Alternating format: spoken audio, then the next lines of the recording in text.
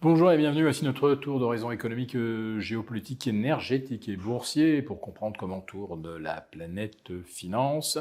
C'est sur l'inforruptible et nulle part ailleurs.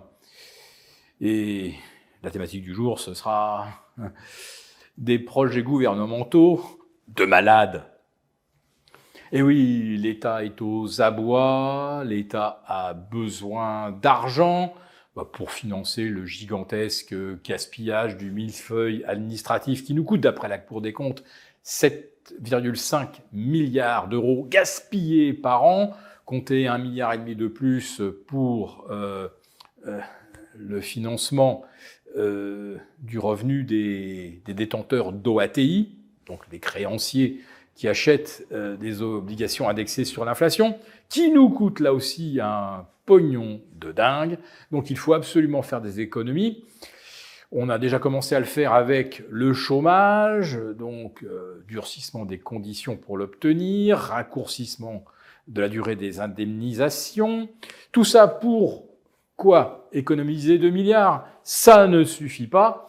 Et donc le gouvernement voudrait maintenant s'en prendre au délai de carence, les fameux arrêts maladie. Jusqu'à présent, ça peut coûter jusqu'à 3 jours aux salariés, c'est-à-dire environ 10% de son salaire, et on passerait à 8 jours, c'est-à-dire plus d'un quart du salaire. Bien entendu, ceux qui prennent ces décisions, eux, n'ont jamais eu à souffrir d'une perte de salaire parce qu'ils sont contraints de s'arrêter de travailler. Bon, ce que l'on peut envisager, c'est qu'à la prochaine pandémie, on va rigoler. Personne n'ayant les moyens de s'arrêter 8 jours sans être payé, tout le monde va aller au travail et contaminer son voisin.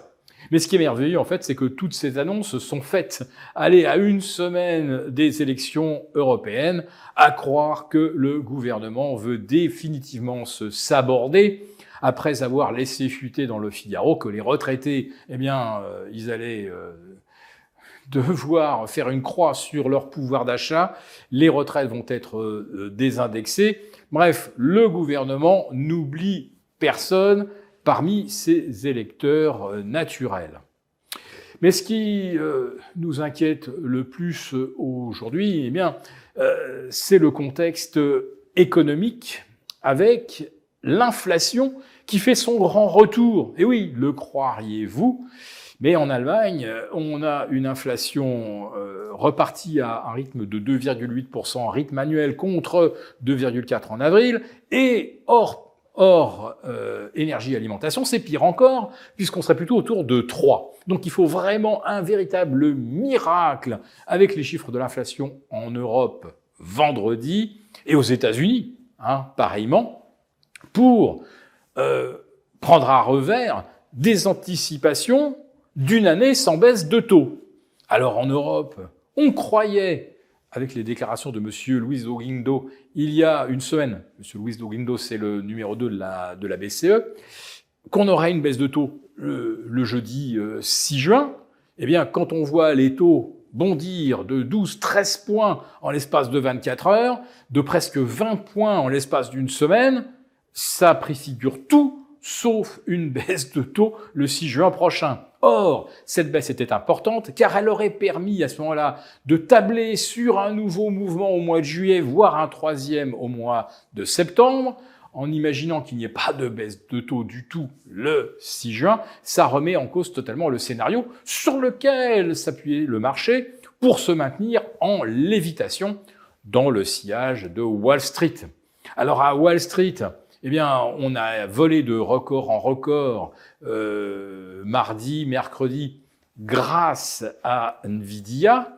Mais n'oublions pas que si vous retirez Nvidia, le S&P ne gagne plus rien depuis le 1er janvier. Et si vous retirez les GAFA, Nvidia va faire le N de GAFAN, là, vous êtes sur un S&P 495 qui perd plus de 5% depuis le début de l'année. Ce qui, évidemment, change complètement la perspective, parce que ça veut dire que le marché américain n'est pas en hausse de 12%, mais que vous avez plutôt 80% du marché qui est dans le rouge depuis le 1er janvier. Donc, la tendance haussière, elle est terminée. Et on peut se demander si ce n'est pas également ce qui va arriver au CAC 40 et à l'Eurostoxx 50 si on doit se passer d'une baisse des taux le 6 juin prochain. Et pour le CAC 40, justement, on a un premier signal baissier avec la cassure des 7950. Tous les chartistes, par contre, regardent et disent que là, ça commencerait à devenir un petit peu compliqué en dessous de 7009. Mais c'est déjà très compliqué pour le CAC 40 dividendes inclus, le fameux CAC GR qui inclut les dividendes. Naturellement, il est calculé comme le DAX. Et lui, bien ça y est, il vient de quitter son canal ascendant moyen terme. Alors après ça, dans le sillage de LVMH, signal baissier, de Capgemini, signal baissier. Et vous avez pratiquement toutes les technos aujourd'hui qui maintenant pointent dans le rouge.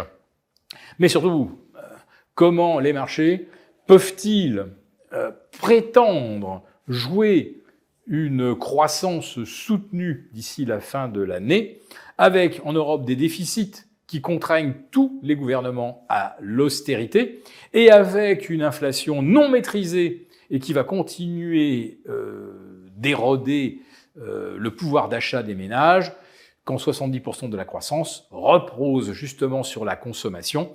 Si les salaires ne suivent pas, il ne peut pas y avoir de croissance. Donc je ne sais pas quelle est cette prospérité que certains analystes invoquent chaque jour pour expliquer pourquoi les marchés vont plus haut. En réalité, vous retirez Nvidia et vous avez la réalité de la tendance boursière depuis le 1er janvier. Tout est déjà en baisse. Pour vous remercier de votre fidélité, vous pouvez télécharger gratuitement, en cliquant le lien ci-dessous, mon rapport spécial vous expliquant comment réduire légalement les impôts sur vos plus-values boursières. Merci et à bientôt.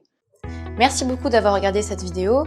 N'hésitez pas à réagir dans les commentaires ou à liker et partager cette vidéo si le contenu vous a plu. Et pour ne rater aucune de nos prochaines émissions, vous pouvez vous abonner à notre chaîne et activer les notifications. Et pour plus de contenu, n'oubliez pas que le dernier rapport rédigé par nos experts est accessible en cliquant sur le lien de description. On se retrouve tout de suite dans les commentaires et je vous dis à très bientôt pour une prochaine vidéo.